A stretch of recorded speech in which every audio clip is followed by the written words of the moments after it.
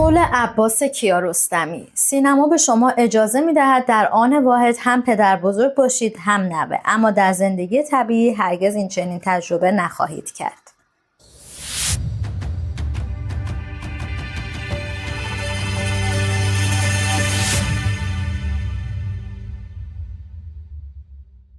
درود بر شما. سحر شاهوردی هستم از کانال نوتفین با مجموعه گذری به نقد سریال قطب شمال. میخواستم اول کار یه صحبتی بکنم با آقای منوچهر هادی. آقای هادی، زمانی که میرید مرخصی و در استراحت هستید با خیال راحت تایم تعطیلات رو بگذرونید، چون کسایی هستن که خیلی دقیق و درست مسیر شما رو ادامه میدن. پارسپندار نهاد، تبلیغ، فخر فروشی، خونه های آنچنانی، ماشین های آنچنانی. البته بازم خدا رو شکر در قطب شمال ما مجبوریم که این چیزها رو ببینیم، چون به خاطر اینکه داره از کرکترهایی صحبت میکنه که خب وضع مالی خوبی دارن و به قول خودش داره از غول‌های تهران صحبت میکنه و خب حالا یک جاهایی هم بالا پایین شدنهای وضع اقتصادی اینا رو نشون میده. باز هم قابل قبولتر و قابل درکتر از کارهای آقای منوچهر هادیه.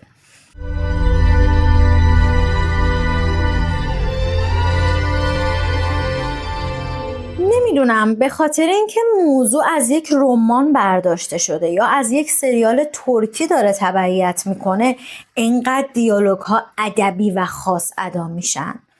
خب چرا نمیتونید عامیانه و عادی حرف بزنید؟ چرا دیالوگ ها راحت بیان نمیشن؟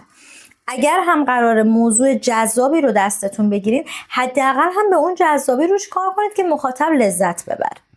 من فرزاد فرزین رو صداش رو دوست دارم، نمک توی چهرش هم دوست دارم و برخلاف خیلی ها اونقدرها هم به بازیگریش گارد ندارم. اما یک جاهایی در نقش آرشام یا همون همایون برای من قابل باور نیست.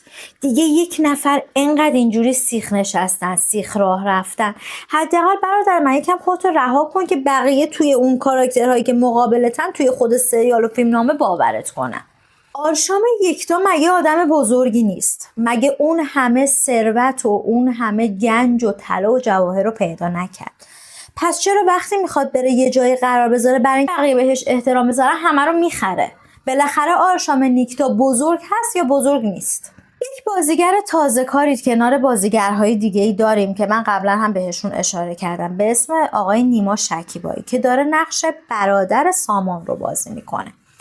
یک جاهای بازیش واقعا خوبه، مخصوصا در قسمت‌های اول، اما در قسمت‌های ادامه خیلی لوس و اغراق‌آمیز شد. اصلا کار به بازی ایشون ندارم. ایشون اگر به عنوان اولین تجربهشون هم باشه، چون من جای دیگه خاطرم نیست، ایشون رو داره خوب پیش میره. اما یکم به فکر سن و سال هم می بودین. ایشون داره نقش یک پسر 20-21 ساله رو بازی میکنه، ولی هر چقدر من به خودم فشار میارم کمتر از 30 نمیبینم روی ایشون. حداقل نمیدونم یا ریشش رو میزدید، یک گریم خاصی روش انجام میدادید که یکم سنش به اون بازی که میکنه و چهرش بخوره.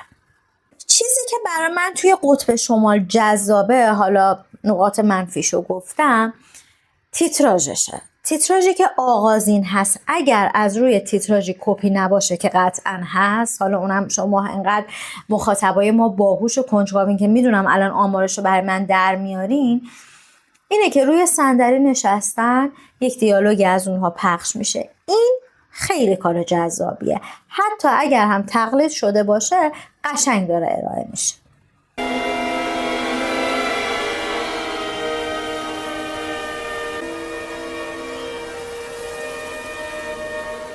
کاش مهمونی مختلط به ما نشون نمیدادیم. این مهمونی مختلطی که دارید به ما نشون میدید، پدر بزرگ مادر بزرگ های ما میتونستن باور کنن. آخه با روسری و شال و همم ایستاده خانوم ها دست میزنن، آقایون فقط دارن غیر میدن. همم مشروب خورده، به اغراقم دارید نشون میدید که همه مستن، ولی اصلا جالب و قابل باور نیست. حداقل مثل قدیما، مثل فیلم پارتی یا مثل فیلم های دیگه که توی دهه 80 پخش میشد، یه نوری، چراغ خاموش روشنی، نمیدونم یه پستیج استفاده کنید، یه چیزی که اینقدر فیک و غیر طبیعی نباشه. در سکانسی که شهرام قائدی گل کشیده بود یا حالا ماریجوانا مصرف کرده بود، بازیش خیلی قابل قبول بود. کلا در کنار آقای فرزاد فرزین حتی یه جاهای شهرام قائدی خیلی دلنشین‌تر و جالب‌تر بازی میکنه. خانم بیاتی هم که در این کار حالا سعی کرده که متفاوت باشه، حالا یه نمک و شیطنتی وارد کار بکنه و بگی نگی قابل باوره. خانم درگاهی هم که همون همیشگی، راجبش هم قبلا صحبت کردم.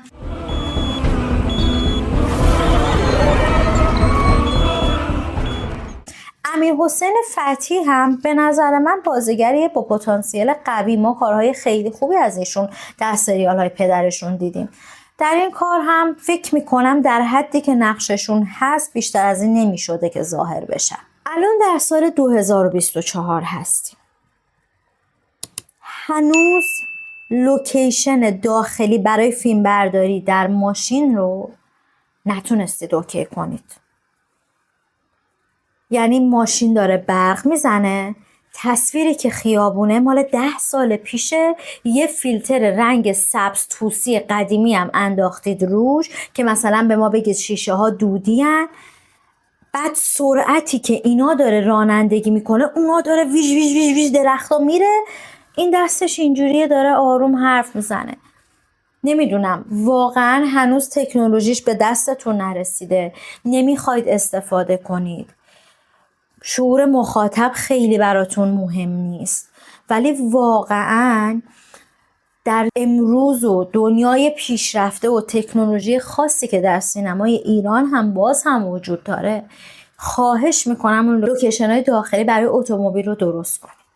یه نکته های جالبی توی کار بود که اونم من فکر میکنم حالا از روی رمان اصلی یا از روی سریال ترکی ایزل اقتباس شده باشه، چون من اون سریال رو ندیدم. ولی یه جاهایی من یه سوالهایی میپرسیدم از خودم که جالب بود، جوابشو در قسمت‌های بعدی میگرفتم. این برام قابل تأمل بود. مثلا از خودم پرسیدم چرا سکانسی که ارغوان داشت با خورشید صحبت میکرد و خورشید ماجرای همایون رو پیش کشید، اگر ارغوان حافظش رو از دست داده پس چرا جا نخورد، چرا مکث کرد؟ که خب بعدها فهمیدم که چه اتفاقی برای ارغوان افتاده. یا خیلی سوالهای اینچنینی، مثلا با خودم گفتم که چرا زمانی که نازنین بیاتی وارد خونه آرشام شد اینقدر به سرعت طلب کرد که محلمون فهمیده باید عقد کنیم، که خب این هم جوابشو در قسمت 8 و 9 گرفتیم. اینها برای من جالب.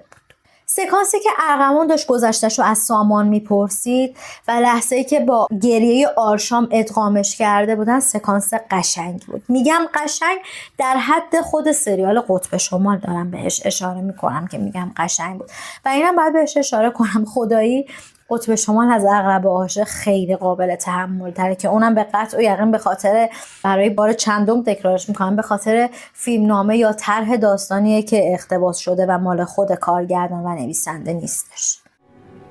فقط به بقیه‌اش نمیخوای توجه کنی. پیراهن قشنگیه. پس اشتباه فکر نکردم. یک جاهایی ما یه طراحی صحنه، طراحی سکانسی میبینیم که قابل تحمل و دوست داشتنیه، یعنی مقدار تقریبا میشه گفت رو به متوسط، رو به بالای توی سلیقه به کار رفته. اما یک جاهایی درست بعد از اون لحظه ها یک سکانسی پخش میشه که یک جوری شما رو از کار میکنه که آدم تو اصلا نمیدونه بخنده الان ادامه بده و واقعا نمیدونه چی کار کنه. ولی چیزی که خیلی برای من جالب بود، نمیدونم قسمت چندم مطالعه، چون چندین قسمت ازش گذشته، سکانسی که نامادری خورشید روی صندلی نشست، روی مبل نشسته بود و داشت تلویزیون رو میدید، انقدر شبیه تبلیغات فیلم برداری شده بود که من فکر کردم سریال رفت وسطش تبلیغ پخش بشه. و وقتی که فهمیدم ادامه سریال شوکه شدم و اینم خیلی برای من نکته جالبی بود. نمیدونم شما بهش توجه کردید یا نه.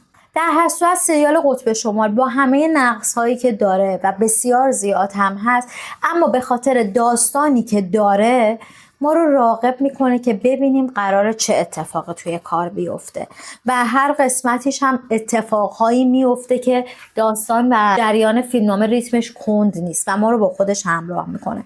من از مخاطبها و بیننده های پراپ و قرص قطب شمال نیستم، اما کم هم نسبت بهش فضولیم تحریک نشده که ببینم چه اتفاق قراره توش بیفته. به خاطر همین قطب شمال رو در لیست نبینم هام فعلا قرار نمیدم، چون کنجکاویمو در هر صورت تحریک میکنه. ممنون که همراه من بودید. لبخند روی صورتتون همیشگی بدرود.